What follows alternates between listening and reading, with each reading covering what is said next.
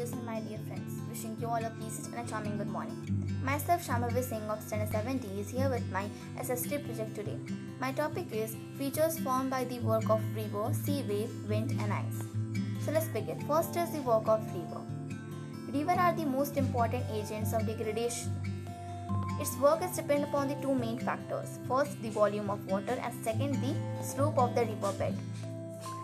When the glacier melts after getting slipped from the mountain, it forms the river. And when these river comes in the plain areas, it forms a very large bending loops known as meanders. In the given figure also we can see that these are the large bending loops known as meanders. But the question arises that how these meanders are formed. So let's see that. What happens in the beginning that the structure of the river is a little curve. Then what happens that we can see over here this curve part.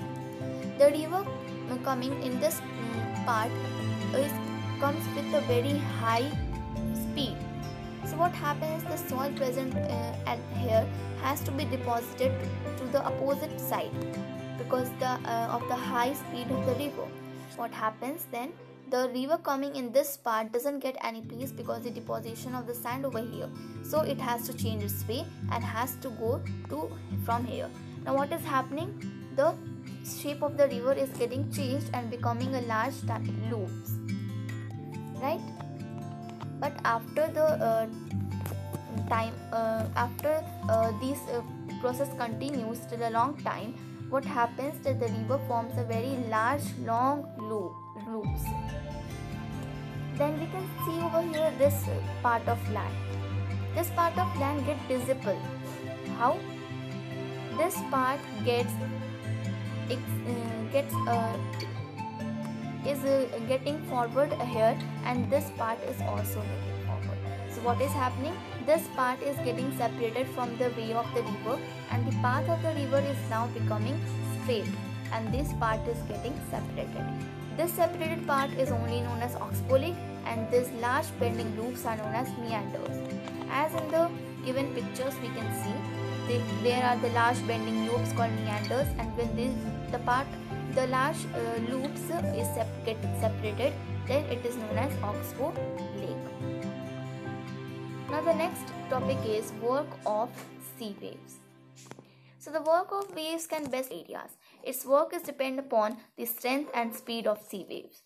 As we have seen in the ocean or the coastal areas, that the sea waves continuously hits the large rocks which are known as sea cliffs. And when the continuation of this process of hitting the rock by the sea waves continues, then some of the part of the rock is destroyed also, and it is destroyed in such a way that a gate type of structure is formed known as sea arches. This is the only sea arches seen in this picture. But this process of hitting the rock by the sea waves continues, then the roof of the rock is also getting destroyed, and this type of structure are known as stacks, where the roof of the rock gets destroyed. Next is the work of ice. When ice slips from the mountain, it forms glacier. Glacier originates from the snow fields in high mountains areas of ice caps in polar regions. As we can see in this given picture, what can we see over here? When the glacier slips down from the mountain, it continues slipping. This process of the continuation of slipping of the ice from mountains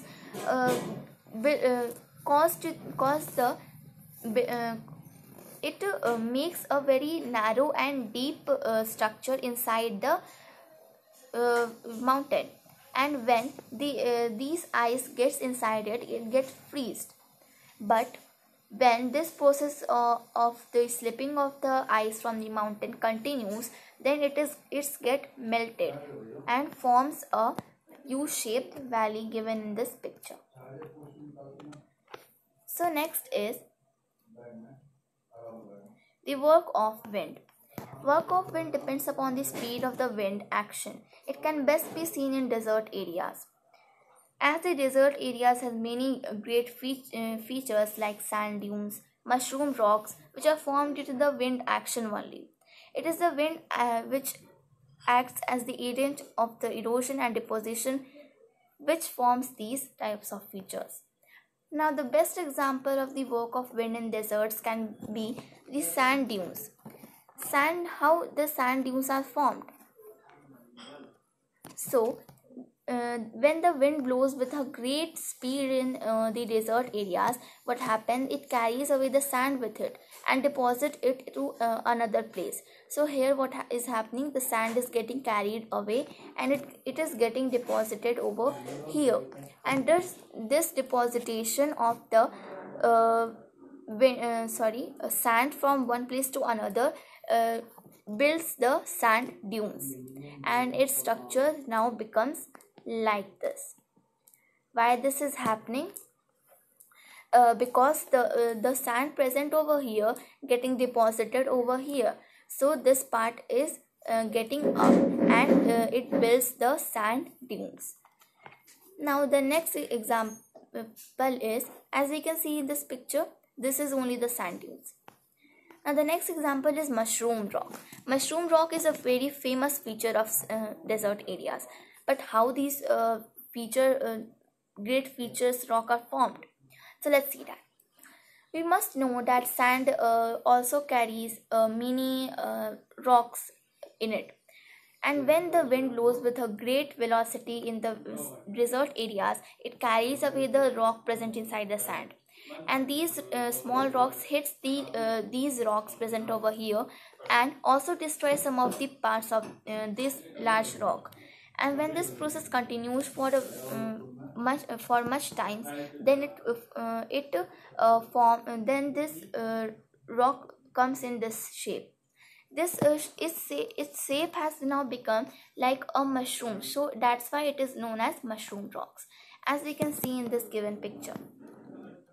That what is happening over here, the wind is coming from this side and its shape is getting from the downside, its shape is getting decreased, and at last it is becoming like this. So why it is happening? It is happening because the rocks present inside the wind carried away by the wind from the sand, which has the smaller rocks also. So this was all my SST project. I hope you like this video. Thank you so much for watching.